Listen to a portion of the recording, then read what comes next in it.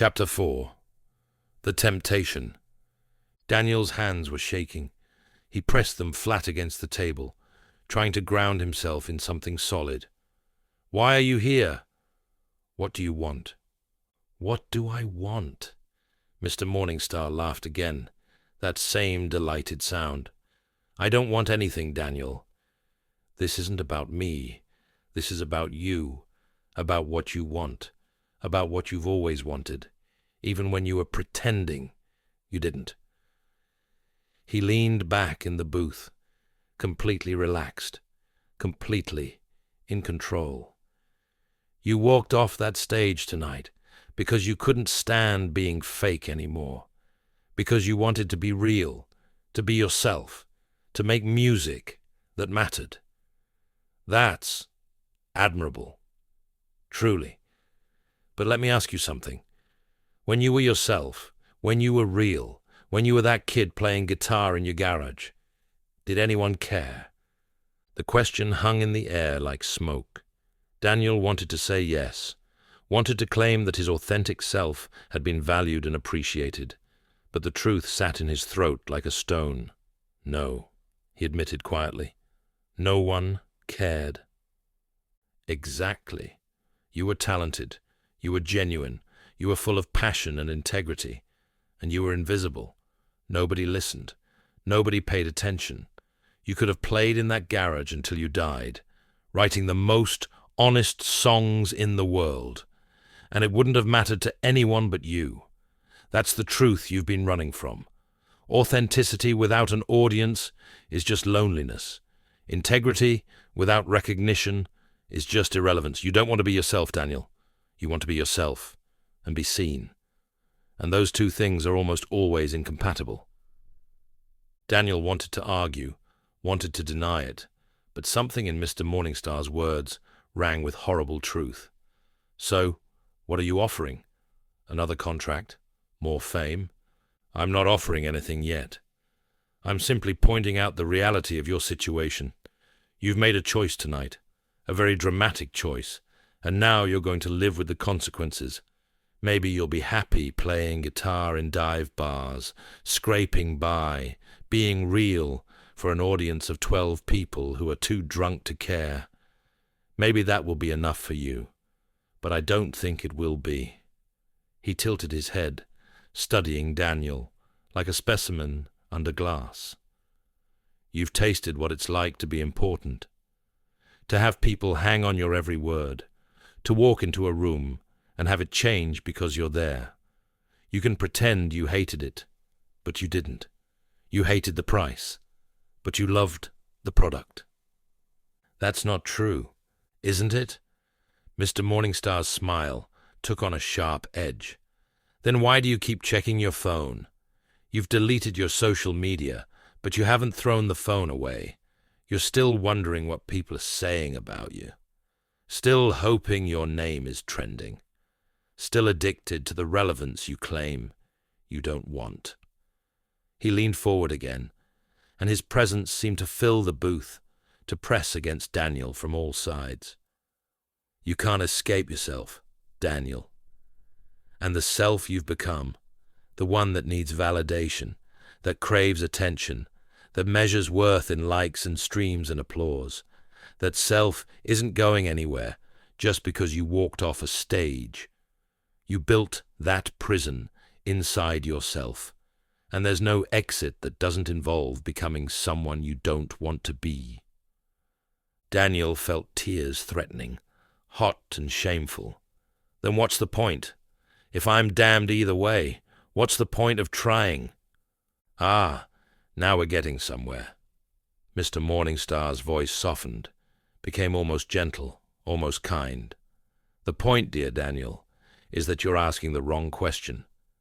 You think this is about salvation or damnation, about being good or being corrupted, but that's Sunday school mythology.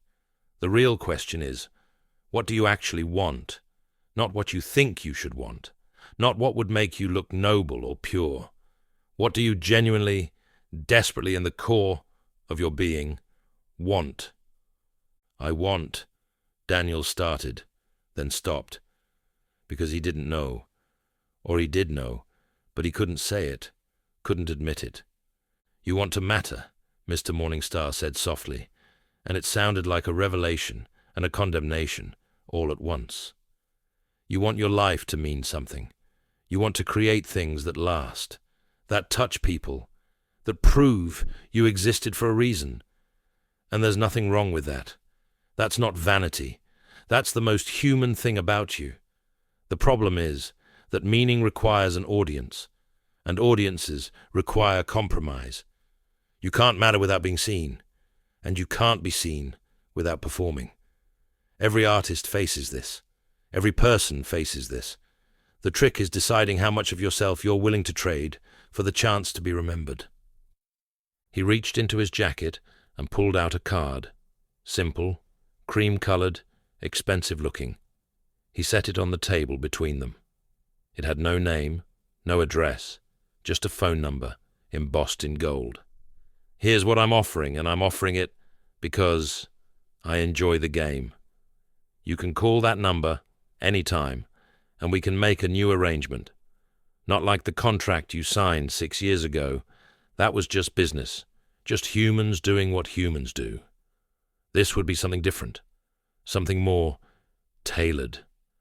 I can give you everything you had before, the fame, the success, the adoration. But this time, you keep yourself. You make the music you want to make. Say what you want to say. Be exactly who you are, and people will love it. Authentic Daniel Rivers, but with all the benefits of the lie." Daniel stared at the card. "What's the catch?" "The catch," Mr. Morningstar said, standing up and straightening his jacket, "is that you'll never know if they love you or if they love what I made them see. You'll never know if your success is real or if it's a gift I gave you. You'll have everything you want, but you'll always wonder if you earned it. That's the price. Not your soul. That's already been bartered away in 1,000 small decisions. The price is certainty. The price is never knowing if you're genuinely good enough." He walked toward the door, then paused and looked back. "Or you can throw that card away. Go back to playing guitar in your garage. Be pure and authentic and completely forgotten. Die knowing you never compromised, but also never mattered. That's also a choice." He smiled one last time, that warm, terrible smile. "Free will, Daniel. It's always been about free will. I'm just making sure you understand what you're really choosing." The bell above the door chimed as he left. The diner sounds rushed back in. Conversations, clatter, the hiss of the grill. Daniel looked down at the card on the table, then at his phone with its deleted accounts. At his hands, which had signed a contract 6 years ago and held a microphone tonight, and would have to do something tomorrow. The waitress came by to refill his coffee, and Daniel realized he was crying. She didn't say anything, just poured and left the pot on the table, the kind of quiet kindness that happens in diners at 4 a.m. Daniel picked up the card, felt its weight, its texture, the promise it represented.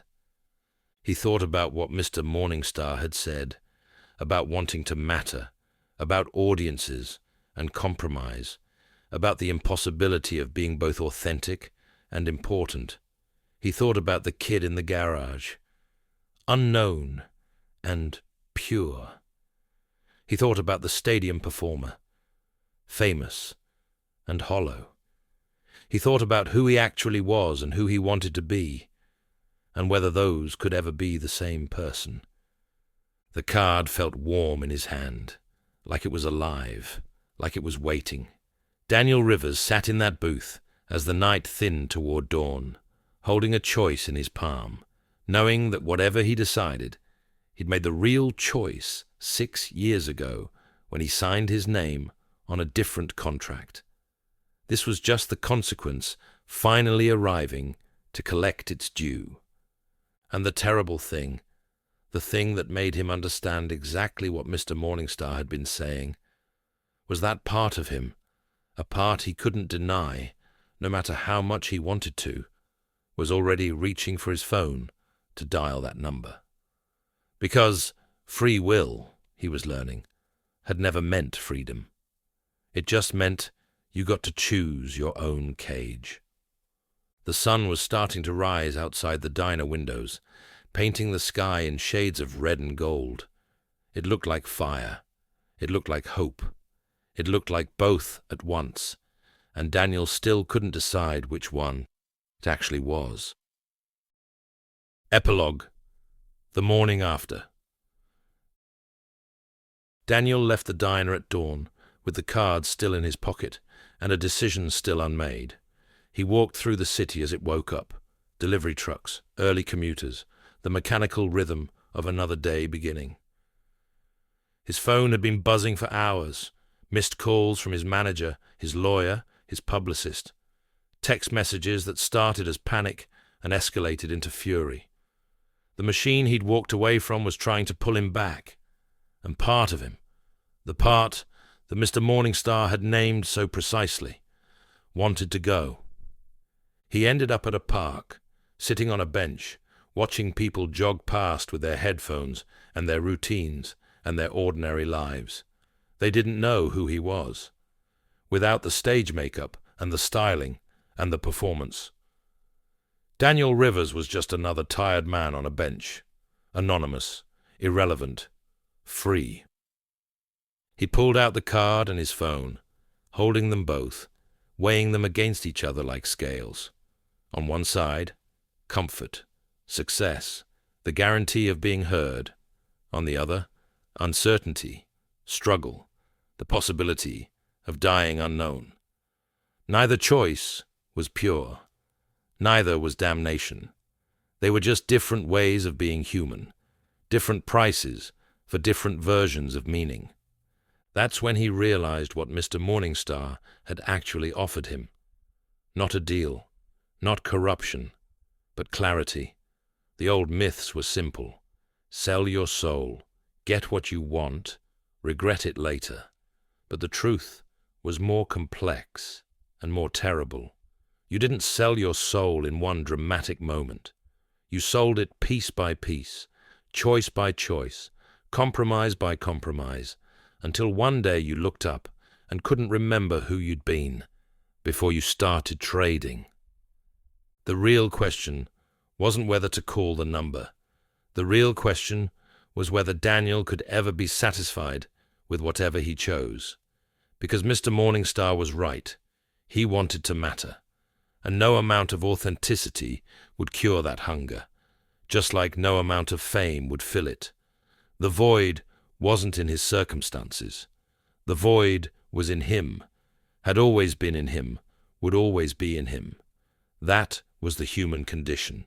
That was the rebellion against the divine design Mr. Morningstar had spoken of. Not defiance, but incompleteness.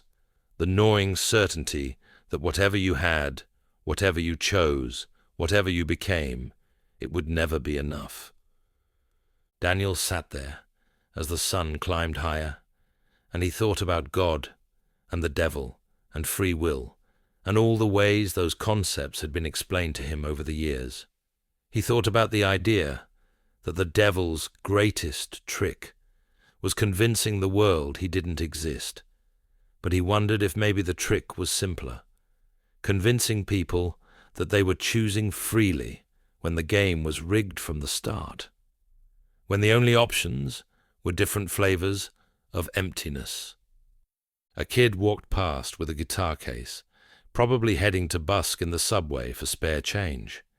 He looked young, hopeful, convinced his talent would eventually be recognized. Daniel watched him go and wondered if he should warn him. Tell him that talent wasn't enough, that authenticity was its own trap, that every road led to the same diner at 3 a.m. with the devil buying pie and explaining how you damned yourself. But he didn't say anything, because who was he to ruin someone else's hope? Who was he to steal the years of dreaming that came before the disillusionment? That kid would learn eventually, just like everyone did. Would face his own moment in some hotel room or diner or dark night of the soul. would hear his own voice offering him exactly what he wanted and making him understand the price. Daniel put the card back in his pocket. He didn't call the number, but he didn't throw it away either. He kept it, like a seed, like a possibility, like a constant reminder of what he could have if he ever got desperate enough, or weak enough, or honest enough to admit what he really wanted. Because Mr. Morningstar had been right about one thing. The choice was never between damnation and salvation. The choice was between different kinds of hell, and you got to pick which one wore your face. He stood up from the bench and started walking, not back to the mansion, not to the diner, not anywhere in particular, just walking with a card in his pocket and a void in his chest, and the terrible freedom of knowing that whatever he chose next, it would be his choice. Free will, the cruelest gift, the one that let you damn yourself and call it agency. Somewhere in the city, in a penthouse or a boardroom, or maybe just another diner, Mr. Morningstar was smiling. Not because he'd won. He'd won the moment Daniel was born with desires that exceeded his capacity for satisfaction. But because the game was still playing, and it always would be, until the final breath and the final choice and the final understanding that there had never been a right answer, just different wrong ones.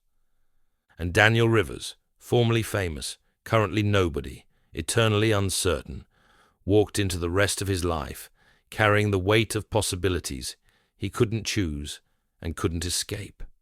That was the real contract, not the one he'd signed 6 years ago, the one written into his DNA, into every human's DNA, the moment consciousness evolved enough to want more than survival, the contract that said, you will always hunger, and you will never be full, and you will spend your whole life trying to figure out if that's the curse or the point. The sun was fully up now, bright and indifferent. Daniel kept walking. The card stayed in his pocket, and somewhere, somehow, he could swear he heard the sound of cherry pie being served on a black plate, the clink of a fork against china, and laughter that might have been delight, or might have been pity, or might have been both. He didn't look back. There was no point. The devil was never behind you. He was always ahead, waiting at the next crossroads, the next crisis, the next moment of weakness or honesty or desperation, offering you exactly what you wanted and asking for nothing except that you take it. That's how it worked. That's how it had always worked. And Daniel Rivers, walking through the morning with empty hands and a full heart and a mind that couldn't settle, finally understood what Mr. Morningstar had been trying to teach him. You didn't need to call the number. You were already living the contract. You'd been living it your whole life. And that, in the end, was the most terrible revelation of all.